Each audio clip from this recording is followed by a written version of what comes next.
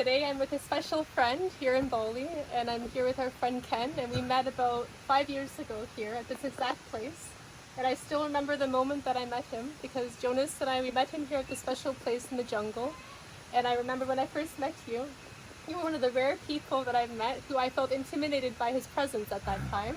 I remember at that time I saw you and I met you and I was like, wow, I can feel that this person had such a strong presence embodied in your embodiment of your presence that it made me feel nervous.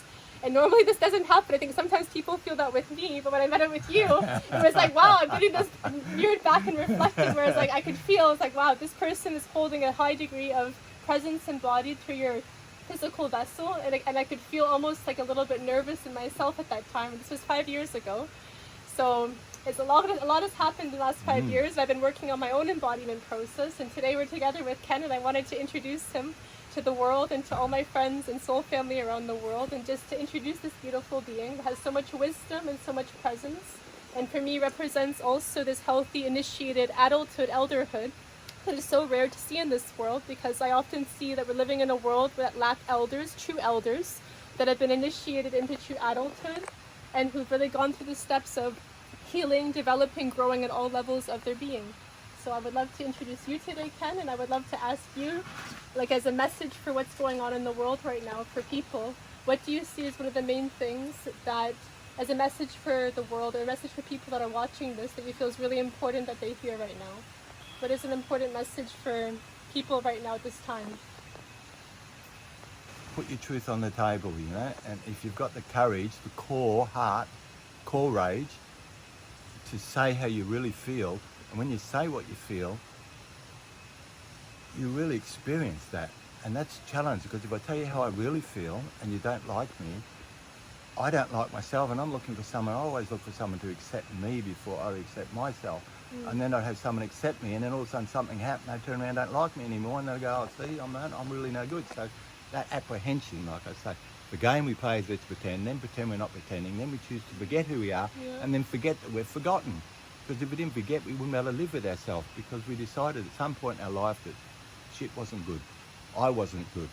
I'm not meant to be here, or every time I do this, this happens, and blah, blah, blah, blah, blah, and so the story goes on. So we create a concept of who we are, and we be a certain way, but we don't actually be ourselves. Why do you feel it's so important that we speak, like, to speak our truth, and to share what we feel, and to be in integrity with how we feel? Why do you feel that's so important? Because when we start doing that, other people will feel the resonance, like just us communicating. Now, if I'm speaking authentically, something resonates about it. Even if you can't know quite what it is, you might say, oh, that dude's amazing, and he's so real. It's like, yeah, I'm alive. Yes. I'm really, really alive. And that's can be frightening, can be scary. I mean, the stuff like we've been talking about. Yes. My God, the things that are happening in my life is like,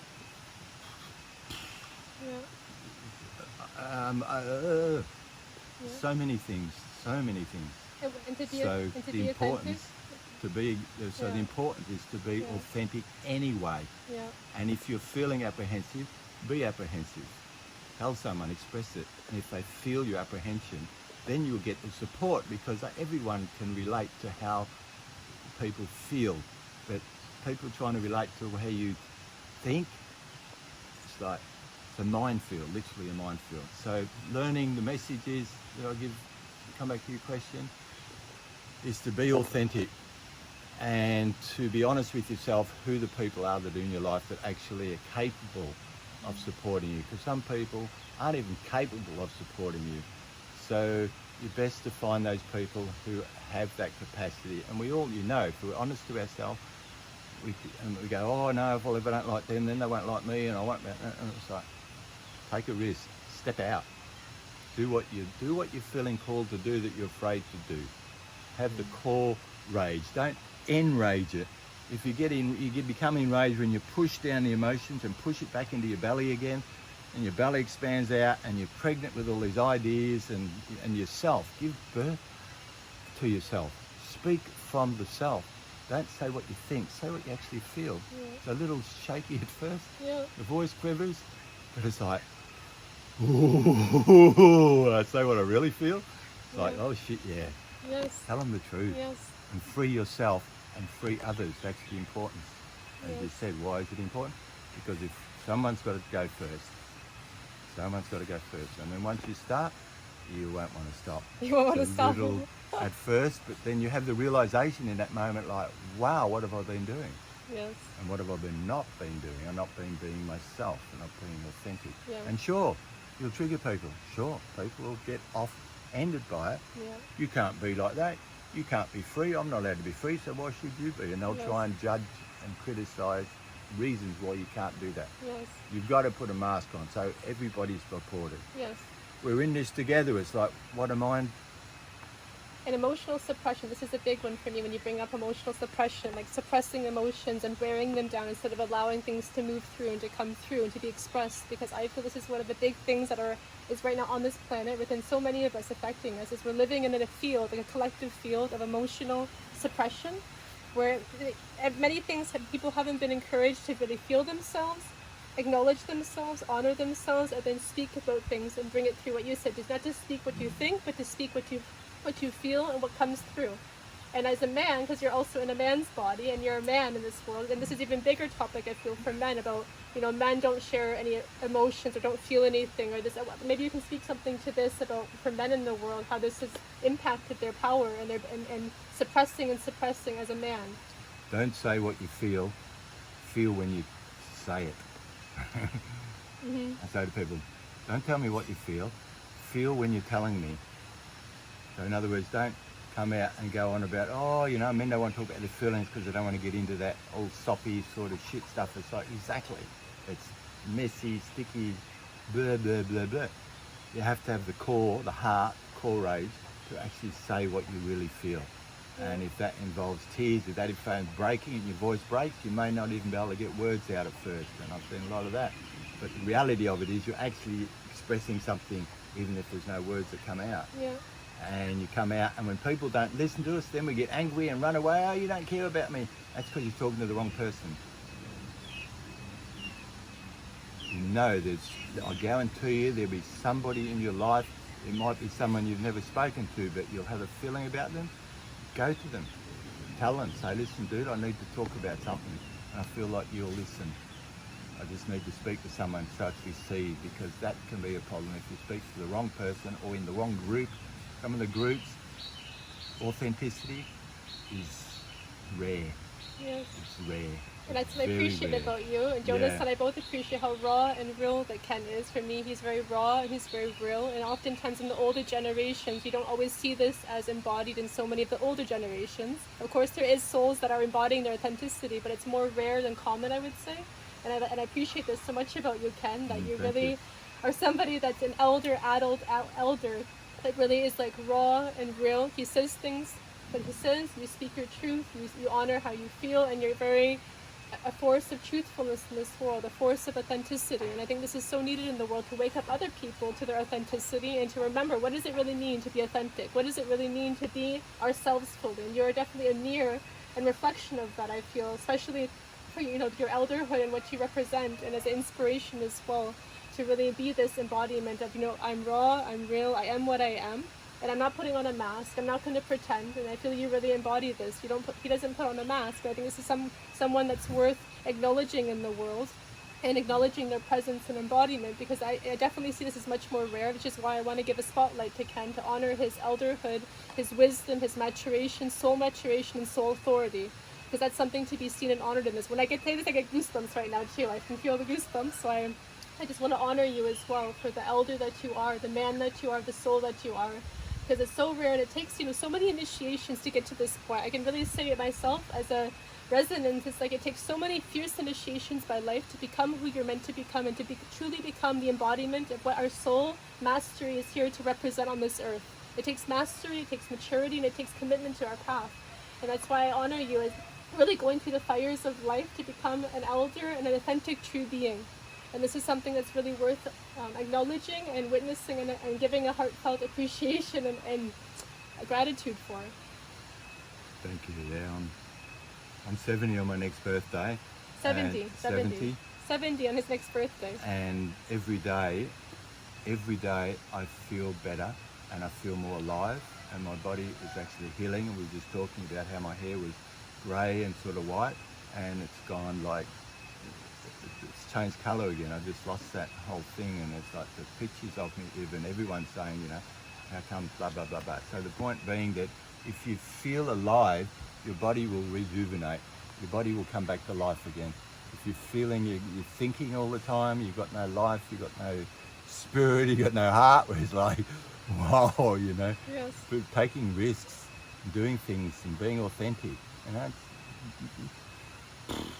being an example for people. Yes. And as a 70-year-old, you're definitely an example of what you're speaking about with aliveness and vitality and like power and energy. It's incredible. Yeah. So yeah, I really appreciate you acknowledging this impromptu thing. Nicole said, "Oh, would you do an interview with me?" I said, "Yeah, we can organise and do something like that." Yeah. Next thing, Jonas is sitting here. He's like, "What now?" This is No time like the present. This is totally spontaneous because I didn't plan this, and I literally just said to Ken like 5 minutes before making this video. I was saying to Ken, I was like, "Ken, are you open for me to interview you and to do a short video together?" And then he's like, "Okay." So this is really so spontaneous and really in the moment. Because there's no better time than the present moment, the sacrament of the present moment. Such a truth. Yes. Yeah. Be in the moment. Don't premeditate it. Don't. Yes. We've got all these intentions. We're in bloody tension. Yeah. When you have a mind's got an intention to do something, the body doesn't know the difference between what's imagined and what the mind's thinking about, and what's real. What's real and what you think about. So when we have an intention, we're driving to try and do something, and we got all these ideas and all this shit we got to do. There's no time out. The body's intention, you can't let go, you can't get, oh no, I've got to do that, I've got to do that, I've got to get the bed. It's like, let go. Yes. Trust the process. Trust that life will support you. And the only way you can find that is by living it. Yes. Doing the things that you're apprehensive about. Take the risk. But the most powerful thing, and what I suggest, to come back to how you started this, the most powerful thing and a suggestion of it is having the heart, having the courage to tell somebody what you really feel. And not because you did this and I did that. I feel this about what you did. I'm really smashed like that. It's like, far out. I couldn't believe how hard that hit me like a rock. And I just need to tell you about it, because I've got to tell somebody, and you're the best person to tell. But don't blame, don't point fingers at them, because you don't know where the other person was or what's going on with them. And we're just having that discussion about how amazing it is when you find out that the other person wasn't actually thinking what you're thinking, and they weren't intending to do what they do. And then all of a sudden the truth comes on the table and you go, oh wow, you mean to say you didn't know that? And you didn't, wow, I can't justify blaming this person anymore for this. So why was I reacting to that? Oh, that was my old feeling of no one cares about me. No one accepts me, no one understands me, no one listens to me. Well, care about yourself, listen to yourself, and be that person who takes care of yourself. And what you do for yourself, you will then give to. Be selfish, I say to people. Oh no, you can't be. Oh, if you're selfish, the sky is bluish, it's mainly blue. If you're mainly yourself, you're mainly yourself. And then you are somebody. And when you do that, you'll want other people to have the same experience. Yeah. You want other people to feel themselves. And you want them to say, hey, just be yourself. It feels good, you know. Yes. Just be real and be authentic. And if you're around people who can't handle that, well, you're not around the right people. Yeah. You're only around those people who justified your thought form about life's miserable. I feel shit. I love what you said, just like this one word you said about really to have the courage to share what you feel, because I feel like, again, this is such an important thing, again, having the connection to our heart and to our body, and not just to live from the mind and the mental sphere, but to really honor and acknowledge our heart and what we feel, because there's a certain intelligence to our heart, and to honoring what we feel and communicating it in a very healthy way as healthy, mature adults. I feel this is healthy adulthood, to be able to also to feel ourselves and to feel the other person we're in connection to, and then to be able to relate in the open space of authenticity and transparency. So to share what I feel takes courage, and it can be vulnerable, and they can feel vulnerable and scary, because most people in the world are operating, oh, I think this, or I understand this, or they have mental, logical arguments. But to actually share what you feel, it takes a lot of courage and power of the heart. And that's the key of the heart. The heart is courage. The heart is a place of power that our mind doesn't necessarily understand always. And that can start quite simply with saying, I don't know what I feel. Yes, yes. I don't know what to say. Exactly. That's the truth. Yes. That's your heart. Shit, I haven't never spoken anything truthful from my heart before. There you go. You already know you're doing it. Yes. I wouldn't know what to say. God, I don't even know what I feel. That's honesty right there to say, I actually don't know what I'm feeling right now. Maybe I have to take a moment to tune in and to actually like feel myself again. And then say something, and if you're with the right person, say, no, that's only what you think you feel. Don't tell me what you think. That's not a feeling. Yeah. Feel first and then speak. Because Yeah. I'm not thinking about what I'm speaking. As Nicole just mentioned, if you start plugging into this, there's something that will come into you that will support you. It supports life. Yes. It doesn't support, like, evil is live backwards. Yeah. It's spelled L-I-V-E or E-V-I-L. That's evil. So if you get it backwards, Wow. people say it's evil. But That's a good one. Yeah. It's not evil. It's just getting life back to front, putting Wow. the cart before the horse, as we were just saying before. That's a good one. You try and figure it out before you do it, and you're not living life, you're premeditating life and then going out and being a robot. So you need the courage to just go and do it. And when you do what it is that you do in their heart and soul, you know what to do, because it's coming from your heart and your soul. Yes. It's a feeling you've got, but because it was never accepted growing up. And why does that happen? That happens to, as we were having this discussion, this happens to armour us, to temper us, to say, up this, I don't care anymore, I'm just going to do this. I'm sick of this shit. Everyone else can go and jump off a cliff. I'm going to do what I want to do.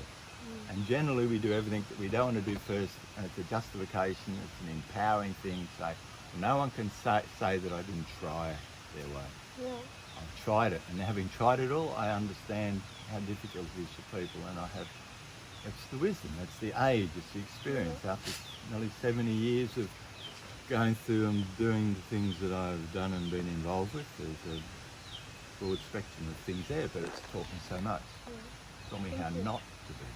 Yeah, thank you for sharing. Thank you for sharing this wisdom and your message and your inspiration with everyone who's watching this right now. And yeah, I'm grateful that we're connected. I'm grateful that we know each other, and I'm grateful for the mirror and the reflection that you represent as well.